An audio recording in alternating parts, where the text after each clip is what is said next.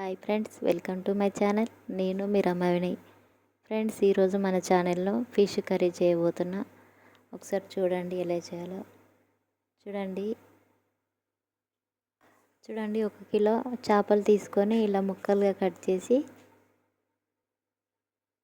ఉప్పు వేసి కడిగా మొత్తం ఇలా ఫ్రెష్గా కడుక్కున్నాక నెక్స్ట్ ముక్కలు అనేటివి కొంచెం గట్టిగా ఉండడానికి అందులో నిమ్మరసం వేసి కలిపి ఉప్పు వేసి కలిపి పక్కన ఉంచుకోవాలి. ఇలా ఉంచుకోవడం వలన నీచు వాసన అనేది ఏమి రాకుండా ముక్క అనేది మంచిగా ఉంటుంది. నెక్స్ట్ ఒక 2 స్పూన్ల కారప్పొడి వేసుకొని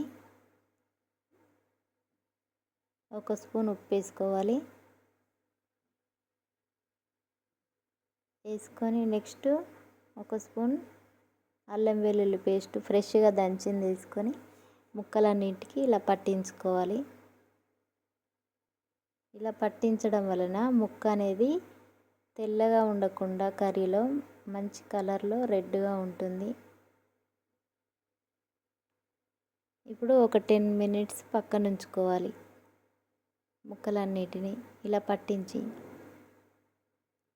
ఇప్పుడు మన గ్రేవీ కోసం ఇలా ఒక 2 టమాటాలు తీసుకొని ఒక ఆనియన్ తీసుకొని ఇలా కట్ చేసి పక్కన ఉంచుకోవాలి.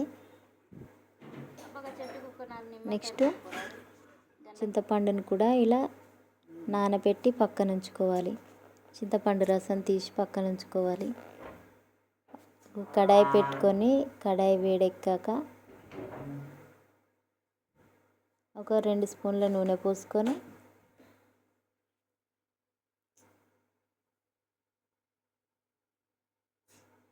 చూడండి, నూనె అనేది వేడెక్కాక మనం కట్ చేసి పక్కన ఉంచుకున్న ఆనియన్స్ వేసుకొని ఫ్రై చేసుకోవాలి. ఆనియన్ మంచిగా గోల్డ్ కలర్లో ఫ్రై అయ్యాక ఈ ప్లేస్లో నాకడ వెల్లుల్లి అల్లం లేదు కాబట్టి మీరు కనుక విడి వెల్లుల్లి అల్లం ఉంటే వేసుకోండి.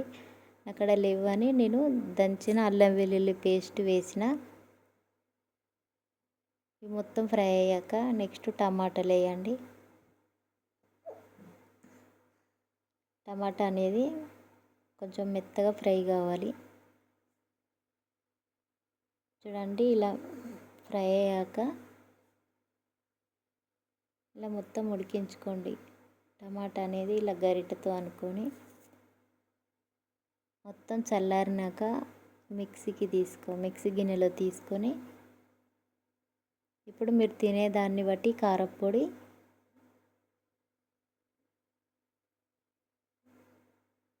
వేసుకోవాలి. కారప్పొడి వేసుకున్నాక నేను ఒక 2 గంటలు కారప్పొడి వేసుకున్నాక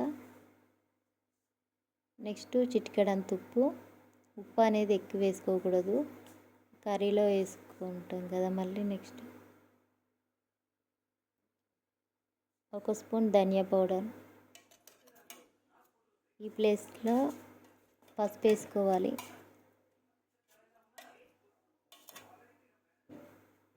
ఇలా మొత్తం మిక్సీ పట్టుకోండి. అయితే నేను పసుపు అనేది అప్పుడు మర్చిపోయినా కాబట్టి ఇలా పేస్ట్ అయ్యాక ఒక 2 స్పూన్ల పసుపు వేసుకోండి. ఇప్పుడు ఒక గిన్నె పెట్టుకొని గిన్నె వేడెక్కాక ఒక 3 గంటల నూనె పోసుకోవాలి. ఎందుకంటే నూనె అనేది కొంచెం ఎక్కువనే పడుతుంది ఫిష్ కర్రీ కాబట్టి. 3 గంటలు నూనె పోసుకున్నాక నూనె వేడెక్కాక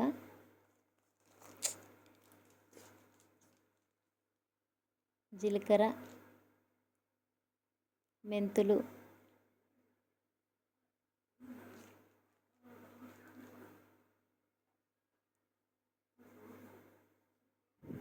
మెంతులు వేసుకొని ఇలా ఫ్రై అయ్యాక చిన్నగా తరిగిన ఆనియన్స్ వేసుకోవాలి.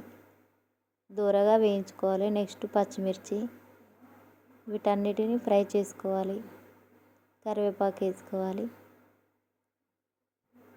ఒకసారి కలపండి మొత్తం. ఇలా కలుపుకున్నాక వీటన్నిటిని ఫ్రై అయ్యాక నెక్స్ట్ మనం మిక్సీకి పట్టుకున్న పేస్ట్ని వేసి మొత్తం ఫ్రై చేయాలి.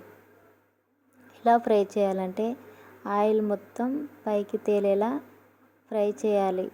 గ్యాస్ మాత్రం సిమ్లో ఉంచి ఫ్రై చేయండి, ఎందుకంటే హై ఫ్లేమ్లో పెట్టి ఫ్రై చేస్తే కనుక మాడిపోతుంది, ఫ్లేవర్ తెలియదు. చూడండి, ఇలా మొత్తం ఫ్రై అయ్యి ఆయిల్ తేలినప్పుడు మనం చింతపండు రసాన్ని పోసుకోవాలి. చింతపండు రసం అనేది మొత్తం ఇలా కలపండి. ఇప్పుడు మనం తినేదాన్ని బట్టి సూప్ పోసుకోవాలి, వాటర్. చూడండి, వాటర్ పోసుకున్నాక ఒకసారి మొత్తం కలపండి. కలిపి మూత పెట్టుకోవాలి. మూత పెట్టుకొని ఇలా మరిగించుకోవాలి. ఇలా మరుగుతున్నప్పుడు వీటిలో చేప ముక్కలు వేసుకోవాలి. చేప ముక్కలు అనేది ఇలా విడివిడిగా అన్నీ వేసుకోవాలి. ఇలా వేసుకున్నాక స్పూన్తో ఊకే కలపకుండా సిమ్లో ఉడికించుకోవాలి. చూసారు కదా, ఇలా చూస్తే చేప ముక్క అనేది ఉడికిందా లేదా అనేది తెలుస్తుంది. పైన మనం కలిపెట్టాం కదా ఉప్పు కారాలు, అందువలన చేప అనేది తెల్లగా ఉండకుండా ఇలా మంచి కలర్లో ఉంటుంది, ఉడికినట్టుంది అని అర్థం. ఓకే అండి, కంప్లీట్ అయింది. మీరు కూడా ట్రై చేయండి.